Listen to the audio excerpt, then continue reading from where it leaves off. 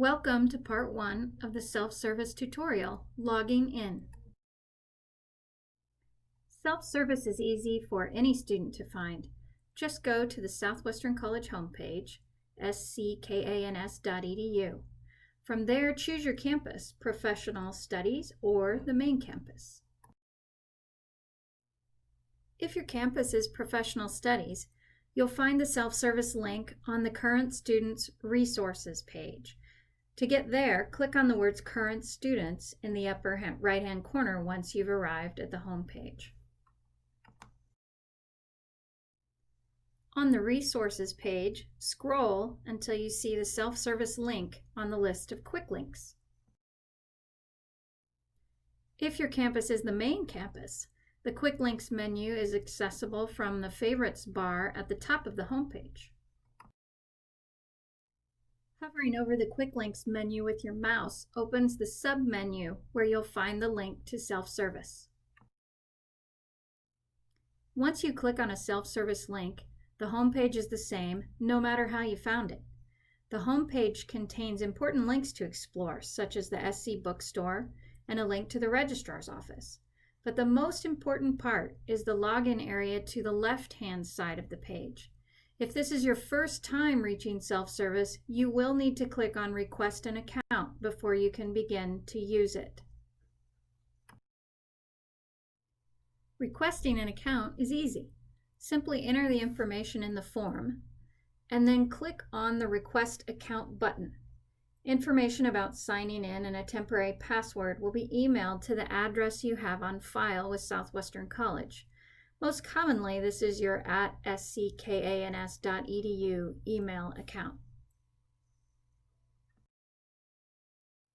If you have trouble getting the email, the Student Tech Portal has downloadable instructions with helpful contact information for troubleshooting problems with your account. Once you have an account, you are ready to log in to self-service. Back on the self-service homepage, go to the login area and type in your username, which is your Southwestern College ID number, and your password. If you are like most people, you may forget your password. If this happens, there's a handy Forgot My Password link right below the login button. For the purpose of this demo, we've created a Southwestern College student named Spring Test. We will be logging into Spring's accounts so you can see some of the features within self-service. The first thing you should notice when you log in is that your name and ID will appear in the upper left-hand corner of the page. You should also notice that you have a lot more tabs available for you to explore. In this tutorial, we're going to focus on one of the first tabs you should check out upon arriving in self-service, the My Profile tab. When you click on the My Profile tab, you will see a lot of options, including an area to change your password, update your email and physical address, update your phone number and your demographic information, and finally, you can invite another user, such as a parent or a spouse, into your account. Let's talk a little more about inviting users. This feature is completely optional, but some of you may find it helpful, particularly if you have someone helping you while you're stationed overseas, or if you have a parent or relative helping you pay your balance. Clicking on the Shared Access menu allows you to invite and manage your user invitations. To invite a user, that person must be connected to your record in the Southwestern College system. If you click on Invite a User and get this screen, work with the Office of the Registrar to connect the person properly to your account.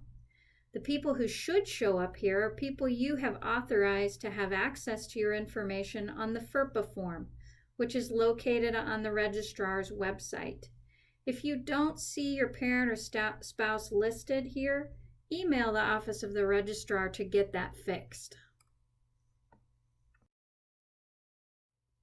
This is what you should see when you click on Invite a User.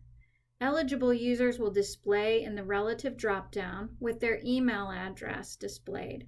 Simply choose the pieces of your self-service that you would like them to view, and then click the Send Invitation button.